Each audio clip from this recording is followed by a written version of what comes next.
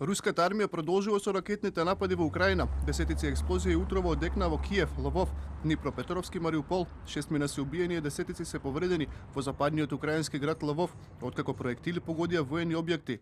Тоа што се случи денеска е многу вознемирувачки и алармантно. Станува збор за многу силен ракетен напад на цивилната инфраструктура.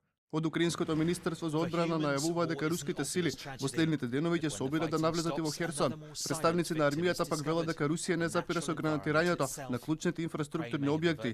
Украинскиот председател ги предупреди жителите да бидат подготвени за престојната офанзива на руските сили во источниот дел на земјата. Според Зеленски, големи борби во Харков на границата со Русија, каде за само 4 дена убиени биле 18 лица, а 106 се повредени. Щоб забезпечити оборону. Тие сакаат буквално да завршат и да го уништат Донбас, да се уништи се, пошто некогаш беше познато во индустријски регион. Баш како што руските војници го уништуваат Мариупол, тие сакаат да избришат други градови и заедници во регионите Донецк и Луганск. Според Обединетите нации, неколку милиони луѓе се заминаа од Украина од почетокот на војната, од кои поголем дел се во Полска и останатите соседни држави.